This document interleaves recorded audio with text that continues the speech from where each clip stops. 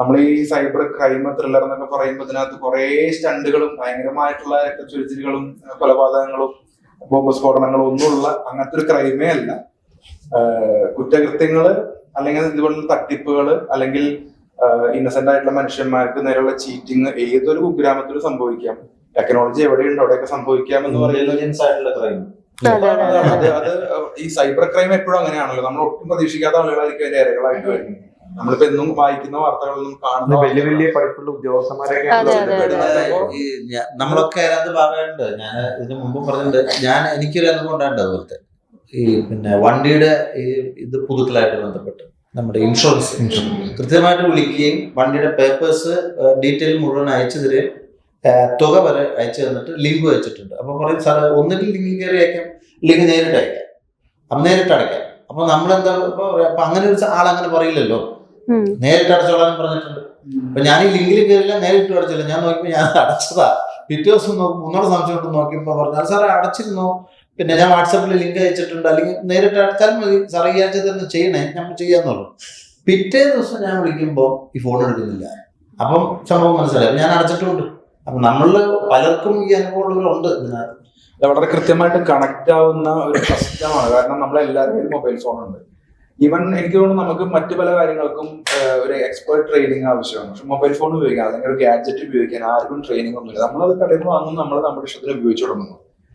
അതിനകത്ത് ഉണ്ടാകുന്ന പ്രശ്നങ്ങൾ ഈവൻ ഇതൊന്നും വേണ്ട, നമ്മളൊരാൾക്ക് തെറ്റി മെസ്സേജ് അയച്ചാൽ നമ്മുടെ വീട്ടിലെ കുട്ടി ഇത് ഫോൺ എടുത്തിട്ട് ഒരാളെ മാറി വിളിച്ചാൽ പോലും ഇഷ്യൂ ഉണ്ടാകുന്ന സമയം, അല്ലെങ്കിൽ നമ്മൾ നമ്മുടെ ഒരു പ്രൈവറ്റ് സ്ഥലത്ത് ഒരു ഫോൺ കൊണ്ടുവച്ചാൽ ഉണ്ടാകുന്ന പ്രശ്നങ്ങൾ നമുക്കറിയാം. വളരെ കോമൺ ആണ്, ആളുകളത്ര അവെയർ അല്ല.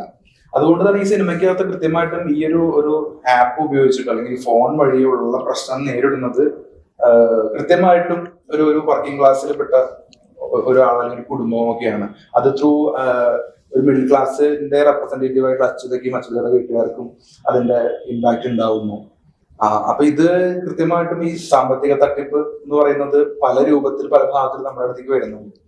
അപ്പോ അവിടെയൊക്കെയാണ് ഈ ദീക്ഷിതിന്റെ ദേവന്റെയും ഈശ്വരന്റെ ഒക്കെ ഒരു റോൾ വരുന്നത്. അവർക്ക് കൃത്യമായിട്ടും ഇടപെടാൻ പറ്റുന്ന മേഖല എന്ന് പറയുന്നത് അവരുടെ ഒന്നൊരു മസിൽ പവറാണ്, പിന്നെ ഒരു കോണ്ടാക്റ്റുകളാണ്. അപ്പൊ ബിസിനസ് നടത്തുന്ന മനുഷ്യര് അവർക്ക് നല്ല രീതിയിലും നല്ല കാര്യങ്ങൾക്കും ഇൻഫ്ലുവൻഷ്യൽ ആവാം എന്ന് പറയുന്ന രീതിയിൽ. അപ്പൊ കഥാപാത്രങ്ങളുടെ ഡിസൈൻ ഭയങ്കര രസമാണ്, നമുക്കത് എൻജോയ് ചെയ്ത് ചെയ്യാൻ പറ്റി.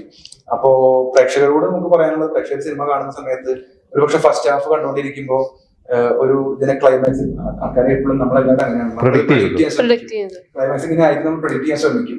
അങ്ങനെ ഒരു ശ്രമം നടത്തി ഇന്റർവെൽ ആവണ വരെ കൺഫ്യൂഷൻ ആയിട്ട് ഇറങ്ങി പോകാനുള്ള ടെൻഡൻസി ആളുകൾ കാണിക്കാതിരുന്നാൽ ഇതിന്റെ അവസാനം നല്ലൊരു എക്സ്പീരിയൻസ് ആയിരിക്കും. മാത്രവുമല്ല വെറുതെ ഒരു പ്ലോട്ട് പറയലോ ഒരു ത്രില്ലടിപ്പിച്ച് അവസാനിപ്പിക്കലോ അല്ലെങ്കിൽ ഒരു ക്ലൈമാക്സിലൂടെ നമ്മൾ ഞെട്ടിക്കലോ അല്ല ഇതിനകത്ത് ചെയ്തിട്ടുള്ളത്.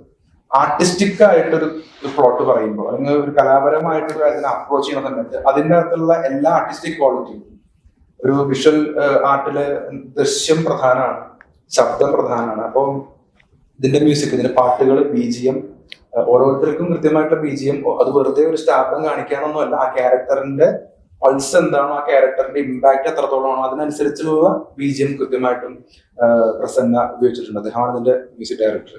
പാട്ടുകളാണെങ്കിൽ ഇപ്പൊ വൈക്കം വിജയലക്ഷ്മി ചേച്ചി പാടിയിട്ടുള്ള പാട്ട് ഇതിനോടൊക്കെ തന്നെ എല്ലാവരും കേട്ട്. ഇതിന്റെ ഓർക്കസ്ട്ര അവര് ചെയ്തിരിക്കുന്നത് ബൂഡാപെസ്റ്റിലാണ്. സോ അതെ സോ അത്രയ്ക്കും വളരെ എഫേർട്ട് ആയിട്ടുള്ള വളരെ ഗ്രാൻഡ് സ്കെയിലിൽ ചെയ്തൊരു മ്യൂസിക് ആണ്. കുറച്ച് കോമ്പണൻസ് തരും, അതായത് നമുക്ക് ഈസിലി അവൈലബിൾ ആവുന്ന, ഭയങ്കര കോൾ ഷീറ്റിനൊന്നും വേണ്ടി വെയിറ്റ് ചെയ്യേണ്ടി വരാത്ത സാധാരണ ആക്ടേഴ്സിനെ വിളിച്ചിട്ട് കാസ്റ്റ് അവര് ഫുൾഫിൽ ചെയ്തപ്പോ ബാക്കി ഏരിയയില് ഒരു തരത്തിലും കോംപ്രമൈസ് ചെയ്തിട്ടില്ല. പക്ഷെ അത് ശിവൻ പറയുമ്പോ തെറ്റിദ്ധരിക്കപ്പെടണ്ട, അതായത് കാശില്ലാത്തോണ്ട് വിളിച്ചതല്ല,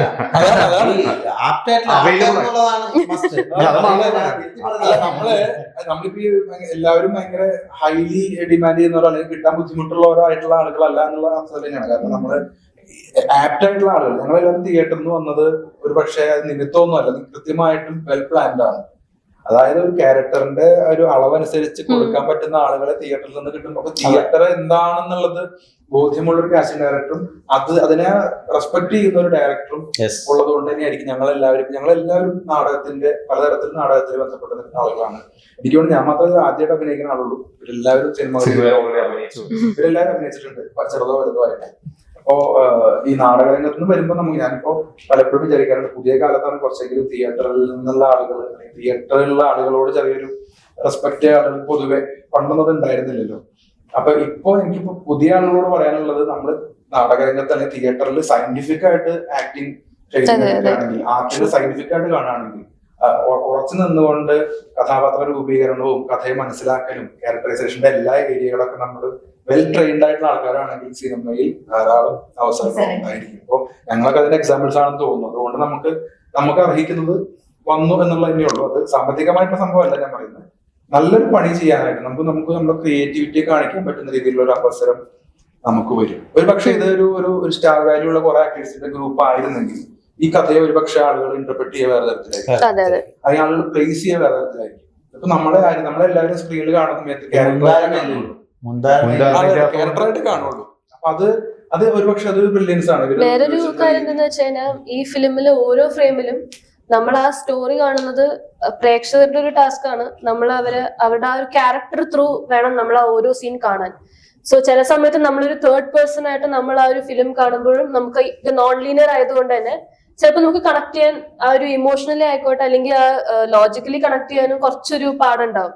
പക്ഷെ അത് നിങ്ങൾക്ക് കുറച്ചും കൂടി ഒരു എന്താ പറയുക, ഒരു ഇമേഴ്സീവ് എക്സ്പീരിയൻസ് വേണമെങ്കിൽ ഓഡിയൻസ് ആ ഓരോ സീൻ കാണുമ്പോഴും ആ ക്യാരക്ടർ എന്താണ് ആ സീനിൽ ചെയ്യുക, ആ ക്യാരക്ടറിന്റെ ലെൻസ് ത്രൂ കാണുമ്പോഴായിരിക്കും നിങ്ങൾക്ക് ആ സ്റ്റോറിന്റെ ഇനിയോ വേറൊരു പെർസ്പെക്റ്റീവ് നിങ്ങൾക്കും അനലൈസ് ചെയ്യാൻ പറ്റുള്ളൂ. സോ അതും ഈ സ്ക്രിപ്റ്റിന്റെ ഒരു ബ്രില്യൻസ് തന്നെയാണ്. സോ ഇതൊക്കെ പറയുമ്പോ നമ്മളിവിടെ വരാത്തവരെ കുറിച്ച് തീർച്ചയായിട്ടും പറയണം. ഒന്ന് അവിനാഷ് സാറ് സീനിയറാണ്, അവിടുത്തെ ഏറ്റവും ഫേമസ് ആയിട്ടുള്ള ഒരാളാണ്. അദ്ദേഹത്തിന്റെ പെർഫോമൻസ്, അനന്തുവിന്റെ പെർഫോമൻസ്, ജോസഫ്, നമ്മൾ ഈ മെൻഷൻ ചെയ്യുന്ന ജോസഫ് എന്ന് പറഞ്ഞ അദ്ദേഹത്തിന്റെ പെർഫോമൻസ്, സീമാജി നായർ, ഹരീഷ്, മനോജ്, ആരെങ്കിലും വിട്ടുകൊണ്ടത് എനിക്കറിയാം, രമേഷ് ഞാൻ പറഞ്ഞു, രമേഷിന്റെ കാര്യം പറഞ്ഞു. അപ്പൊ ഇത്രയും ആളുകള് പിന്നെ ഈ വേറൊരു എല്ലാ ഭാഗ്യം ഇതെല്ലാം ഏകദേശം തിയേറ്ററിൽ ശിവം പറയുമ്പോഴാണ് ഞാൻ ഇവരെല്ലാം എനിക്ക് അറിഞ്ഞിരുന്നില്ല, പക്ഷെ ആക്ച്വലി അവിനാഷ് സാർ പോലും തുടങ്ങിയത് തിയേറ്ററിൽ വെച്ചായിരുന്നു. അത്രയും ആളുകളുടെ ഒരു കൂട്ടായ്മയുടെ ഒരു എഫേർട്ട് ഇതിനകത്ത് ഉണ്ടോ ഉറപ്പായിട്ടും. അവരൊന്നും നമ്മള് ബാക്കിലോ അല്ലെങ്കിൽ നമ്മൾ അവരുടെ മുന്നിലോ നിൽക്കേണ്ട ആൾക്കാരല്ല. ഇവരെല്ലാവരും മെൻഷൻ ചെയ്യേണ്ട ആവശ്യമില്ല, വരാത്തതുകൊണ്ടാണ് പ്രത്യേകിച്ച് പറയുന്നത്. എല്ലാവരും ഒരുപാട് കോൺട്രിബ്യൂഷൻ ഇതിനകത്തുണ്ട്.